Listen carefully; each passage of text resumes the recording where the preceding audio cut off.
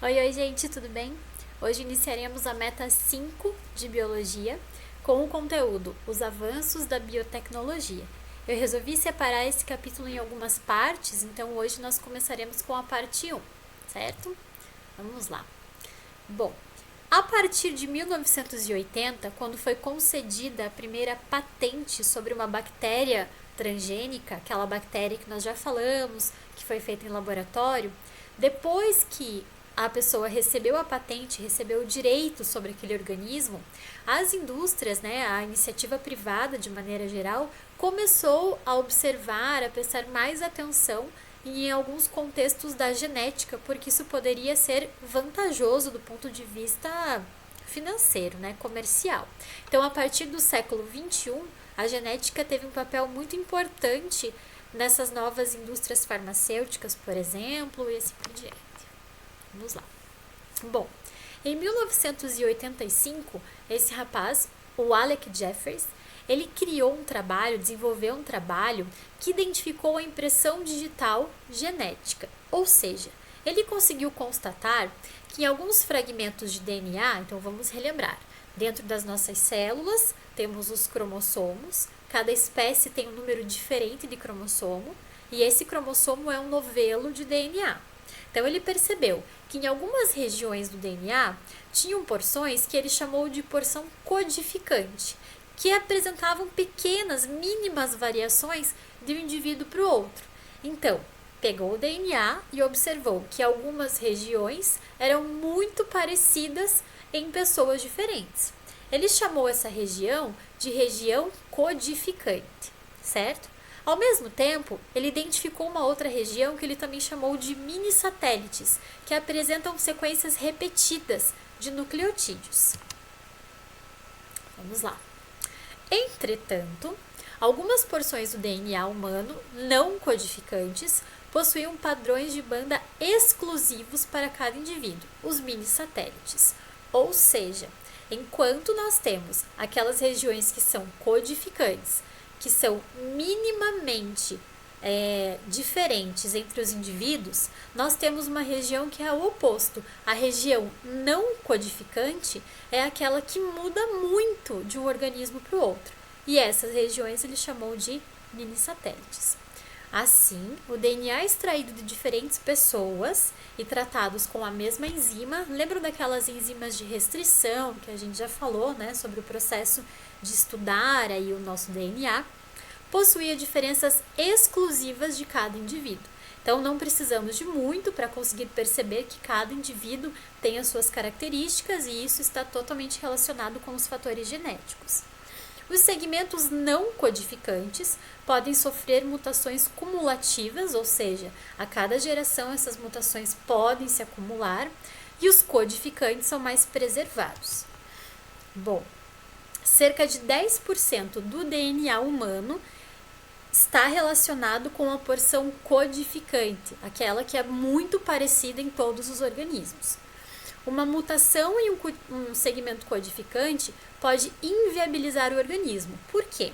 Nesse segmento vai ter uma receita para a fabricação de uma proteína, por exemplo. Então, uma mutação nessa receita pode fazer com que o indivíduo não produza ou produza de maneira errada essa proteína e o que pode ocasionar a morte. Mutações no DNA não codificante afetam o metabolismo com menor probabilidade, já que não modificam uma sequência transcrita. Então, aquela região não codificante, que é exclusiva para cada organismo, ela pode sofrer uma mutação sem que haja grandes danos. Bom, então falando um pouquinho dos testes de DNA e a história de como surgiu o primeiro teste de DNA. Então, o nosso cientista, que nós já falamos ali, o Alec Jeffreys, ele tinha descoberto que algumas regiões do DNA são extremamente semelhantes entre os indivíduos e tem outras regiões que não, que são exclusivas, ou seja, cada indivíduo tem as suas características genéticas por conta dessa região que é diferente de um para o outro, certo? Como é que ele conseguiu constatar isso? Através daquelas técnicas que nós já vimos. Bom, o que aconteceu então? Em 1986, aconteceu um crime. foi encontrada morta uma moça de 15 anos que apresentava sinais de violência sexual. Foi coletado sêmen encontrado no corpo dela. Algum tempo depois, alguns meses depois, uma outra jovem também foi encontrada morta com as mesmas características. E a polícia local, na Inglaterra, começou com essa investigação para descobrir quem teria sido o autor. A polícia acreditava que era a mesma pessoa que tinha cometido os 2 crimes. Bom, chamaram o Alec Jeffrey para ele conseguir fazer um teste de DNA, uma análise.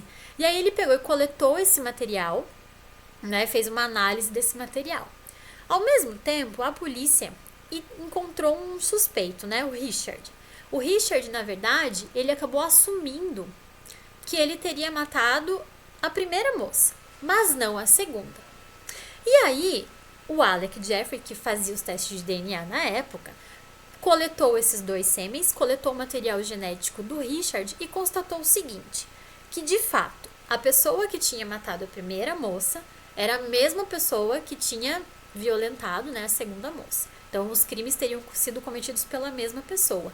Mas essa pessoa não era o Richard. Então, ele estava assumindo um crime que ele não tinha cometido. Ele não tinha matado, violentado nenhuma das 2 moças. O que aconteceu então? A polícia pediu para que todas as pessoas, todos os homens da região fizessem uma coleta de sangue para a realização de um teste de DNA para ver se o sêmen encontrado nas 2 moças era compatível geneticamente com o de algum homem ali habitante daquela região. Estima-se que mais ou menos 4.500 homens tiveram seu material genético analisado e nenhum deles era compatível com o sêmen encontrado. Então, em 1988, através de uma denúncia anônima, a polícia recebeu uma pista que foi muito importante. Disseram que um desses homens, que é o Colin, esse da imagem ali, ele não forneceu o material dele. Ele pediu para que um outro homem fornecesse o sangue ou a urina, enfim, para a realização desse exame. Então, ele não fez o exame. E a polícia recebeu essa denúncia anônima. Foram atrás dele, fizeram de fato o teste de DNA com o material genético dele e foi constatado que o material genético dele era compatível com o material encontrado nas 2 moças. Ou seja, ele foi preso, respondeu por vários crimes, E essa foi a primeira história de um teste de DNA que incriminou uma pessoa, incriminou o Colin e inocentou o Richard, que não sabemos por que estava assumindo um crime que ele não tinha cometido. Daí em diante, os testes de DNA começaram a ser fundamentais nessa aplicação forense, na resolução de crimes. Hoje em dia, ele é fundamental para que isso aconteça. Ele também é muito importante para testes de paternidade, que nós veremos a seguir.